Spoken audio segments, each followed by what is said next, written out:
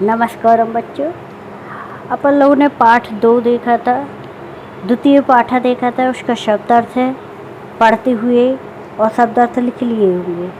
अब अपन आज देखेंगे अभ्यास। अभ्यास में लिखा है एक पदेन उत्तरम लिखित। तो कह एक पदेन उत्तरम लिखित का अर्थ होता है एक शब्द में उत्तर लिखिए। क सप्ताहे कति दिनानि भवन्ति। तो जब अपन कुछ प्रश्न का हिंदी में अर्थ पता होगा तो अपन लिख लेंगे जल्दी से। तो हिंदी में इसका अर्थ होता है सप्ताहे मतलब सप्ताह में, कते मतलब कितने, दिनानि दिन, भवन्ति होते हैं।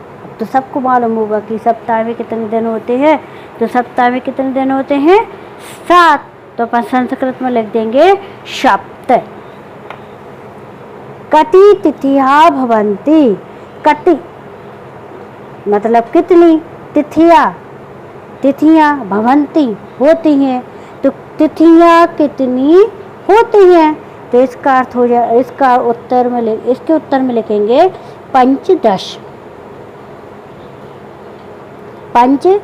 क्योंकि तिथियां कितनी होती हैं? 15।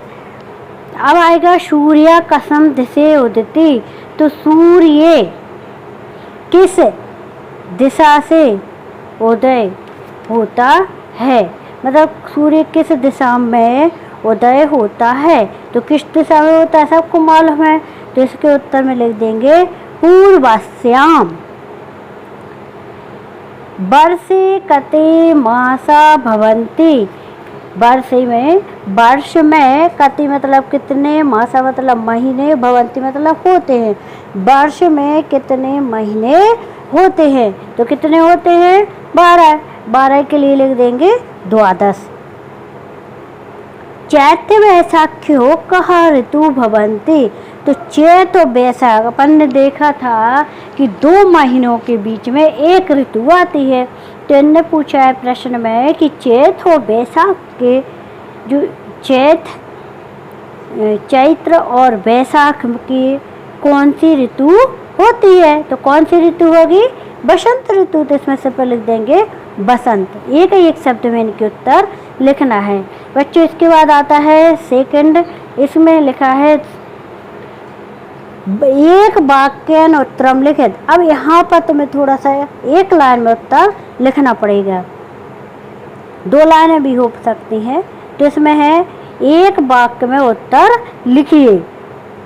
जैसे इसमें लिखा है माघ और फागुन में कहा ऋतु भवति।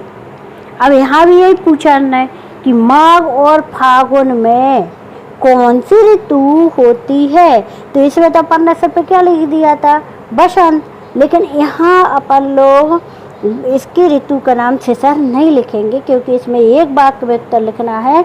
तो इसमें अपन लोग क्या करेंगे? कह, जैसे ये कहा लिखना तो इसको नहीं लिखेंगे, यहाँ से लेंगे माघ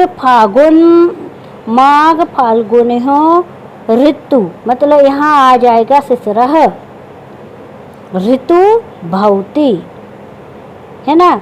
तो भवति। ख चंद्र कदा पूर्णता प्राप्नोति, मतलब चंद्रमा कब पूर्णता को प्राप्त करता है। तो इसके उत्तर में जे नहीं लिखना है और पूरा लिख देंगे पर लोग। चंद्र कब होता है? पूर्णिमायाम। यहाँ के लिख देंगे पूर्णिमायाम पूर्णताम प्राप्नोति। ग अमावस्या कस्मिन् पक्षे भवति। अमावस्या किस पक्ष में होती है। तो किस पक्ष में पढ़ा अपन ने? कृष्ण पक्ष में। तो लिखेंगे पर लोग अमावस्या कृष्ण पक्षे भवति। ये नहीं लिखना है वहाँ, वो पूरा उतार देना। कौ 2 पक्ष भवत, मतलब कौन से 2 पक्ष होते। अपन ने पक्ष पढ़े ना कि पक्ष 2 होते हैं, तो उनके नाम लिखना है यहाँ पर। तो कौन से यहाँ लिख देंगे पर ये नहीं लिखेंगे, इसकी जगह लिख देंगे शुक्ल पक्ष और कृष्ण पक्ष चा यति 2 पक्ष। फिर यहाँ से लिख लेंगे 2 पक्ष भवता। फिर से देखो शुक्ल पक्ष, कृष्ण पक्ष चा यति दौ पक्षौ भवता बन जाएगा। अब प्रश्न तीसरे में देखना है अपन के लिए, इसमें सही जोड़ियाँ दी हैं तो उनके लिए क्या करना है, मिलाएंगे। तो देखो कैसे मिलाना है। समुचितम योग निर्माणम कुरुत, तो जो सही हैं उनके लिए मिलाना है। तो सावन का महीना श्रवण मासे, तो श्रवण मासे में क्या होती है, वर्षा होती है।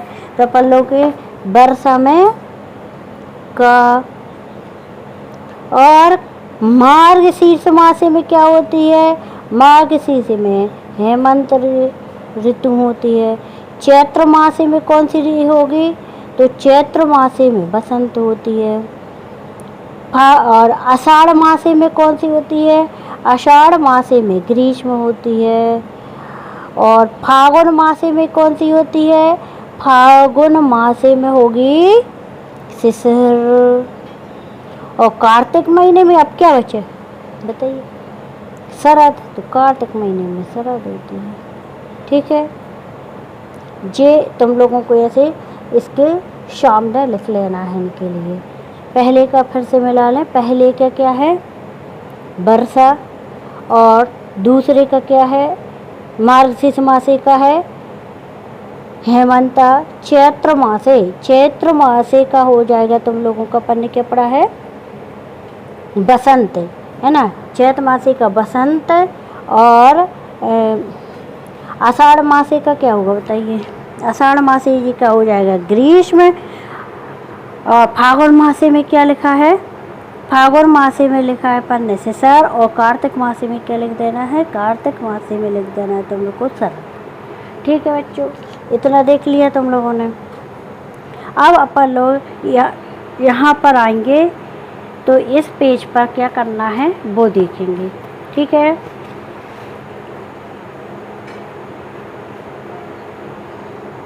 निम्नलिखितम पर्याय नहीं अधोलिखित क्या है, हाँ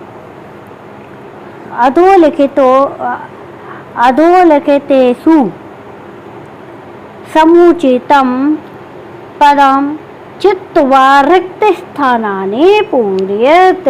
मतलब यहाँ पर दो विकल्प दिए हैं, उसमें से एक यहाँ पर भरना है। तो भरे पढ़ लो। तो शुक्ल पक्ष में क्या होती है तिथि, तो क्या होगी यहाँ पर पूर्णिमा। तो यहाँ पर पूर्णिमा में निशान लगा लेंगे और यहाँ भर देंगे। जेठ मासानंतरम मासः भवति, तो इसे जेठ मास में कौन सा होता है आषाढ़, है ना। इसमें सप्ताह दिनानि भवन्ति, इसमें जे आ जाएगा सप्त। शुक्ल पक्षे चंद्रः क्रमशः, शुक्ल पक्ष में चंद्रमा क्रमशः क्या करता है तो वर्तते। पक्षे तृतीया भवन्ति, तो कितनी होती हैं तृतीया पंचदश। तो हमने ये निशान लगा दिए हैं, तुम लोगों को ये यहाँ भरना है और याद करते जाना है। इसके बाद है निम्नलिखित पर्याय शब्दानाम लिखित, है ना। तो इनके क्या लिखना है अपन के लिए, पर्याय शब्दानाम लिखित, पर्यायवाची शब्द लिखना है। इन सभी के क्या लिखना अपन के लिए, पर्यायवाची शब्द लिखना है। पर्यायवाची शब्द जानते हो कैसे कहलाते, पर्यायवाची की परिभाषा क्या होती है, समान अर्थ बताने वाले को या समान अर्थी शब्दों को क्या कहते हैं, पर्यायवाची शब्द कहते हैं। देखो यहाँ पर लिखा है सूर्य का, रवि और भानु, तो ऐसे इसका लिख देना है। तो चंद्रमा का क्या लिख देंगे, शशि और शशांक। पृथ्वी का क्या लिख देंगे, धरा और अचला। और वसरा का क्या लिख देंगे, दिवसा और दिनम। निशा के क्या लिख देंगे, रजनी और राका। दो दो शब्द लिखना है इनके, तो अपन लोग ऐसे लिख देंगे इसके लिए। चंद्रमा का शशि कहा, पृथ्वी का धरा चला, वसरा का दिवस और दिनम, निशा का रजनी और राका। ठीक है बच्चों। इसके बाद प्रश्न 6वें में लिखा है पाठे आगतन अव्यय शब्दानां चित्वा पंचवाक्यानि लिखित। मतलब जो इसमें अव्यय शब्द आए हैं, क्या आए हैं? अव्यय शब्द आए हैं, इनके लिए क्या करना है? अव्यय शब्द को छांटना है और उसके लिए 5 वाक्य बनाकर लिखना है। ठीक है, तो अव्यय तो तुम लोगों को मालूम ही है। तो जैसे जैसे अव्यय आएंगे, यदा तदा, यदा होगा, तदा, तत्र, अत्र, यथा, ये वाले 5 शब्दों से एक एक वाक्य बनाना है। तो तुम लोग इसको बनाओगे। जैसे हम कुछ वाक्य तुम लोगों को बता देते हैं। जैसे इसमें अपन लोग पहले में ले लेंगे, पहला वाक्य हम ले रहे हैं तुम लोगों को यदा, है ना। तो यदा में हो जाएगा कि यदा ऐसा लिखना है, यदा सूर्यः उदिते तदा अहम व्यायामं करोमि। ठीक है बच्चों, इसी प्रकार से तुम लोगों को वाक्य बनाना है। तो इसके लिए बनाना। और जो 7वां प्रश्न है, इसमें तुम लोगों के लिए जो खाली जगह दिख रही है, जैसे इसमें लिखा है बसंत, वर्षा, शीत, मतलब 6 ऋतुओं के नाम दे दिए, 6 और इसमें लिखना है। शनिवार, मंगलवार, तो 2 नाम सप्ताह के दे दिए, बाकी के तुम लोगों को लिखना है। वो भी कैसे लिखना है? जो खाली जगह है वहाँ पर क्रमेण लिखे, तो मतलब क्रम से लिखना है उनके लिए। शनिवार के बाद रविवार, सोमवार, मंगलवार, ऐसे लिखते जाना इनके। अब चैत, तो यहाँ 12 महीनों के नाम लिखना है। और एक मतलब यहाँ 11 से 20 तक की गिनती आई है, तो 12, 15, 9, 10 यहाँ पर भरते जाना। इसके पहले क्या आएगा, इसके बाद में क्या आएगा, यहाँ लिखते जाना तुम लोग। फिर यहाँ दी हैं तिथियाँ, प्रतिपदा, 15 अमावस्या तक इन लोगों ने गिनती दी है। तो इनके लिए तुम लोगों को यहाँ पर भरना है। तो तुम लोगों के लिए यही है होमवर्क कि ये 6वां प्रश्न और 7वां, इसका उत्तर लिख के लाना है। उसको पहले चेक करेंगे, उसमें देखेंगे सही लिखा होगा तो अपन लोग उसके लिए CW कॉपी में लिख लेंगे। ठीक है बच्चों। अब इसके बाद जो हमने इनके प्रश्न उत्तर बताए हैं ना, उसके लिए हम कॉपी बता रहे हैं, उसमें से तुम लोग उत्तर लिख लेना और उसको नोट कर लेना और अच्छी राइटिंग में लिख लेना। ये है जैसे कैसे आएगा, ऐसे ले, हाँ ऐसे ले। देखो पहले का है,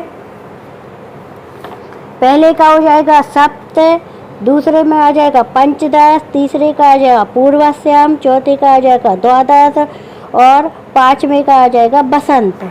इसी प्रकार प्रश्न के दूसरे के काखा घा के उत्तर लिखे हैं इसमें, जे तीसरे के लिखे हैं पूरे उत्तर।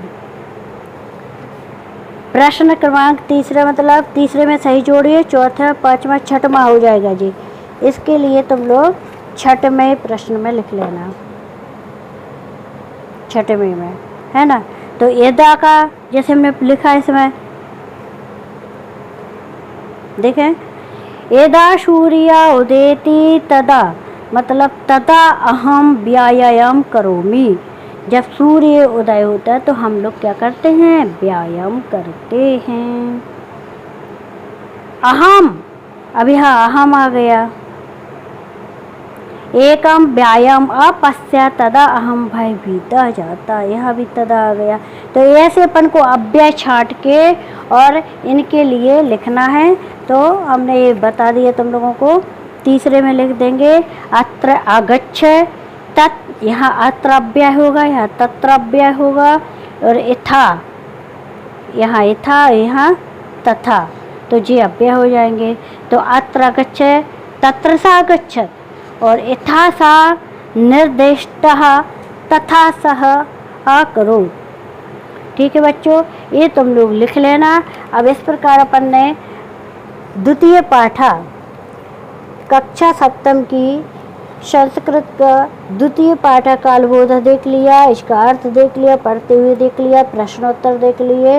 ये सब तुम लोग कर लेना और उसके लिए याद करते जाना। इसके बाद अपन तृतीय पाठ देखेंगे। ठीक है बच्चों।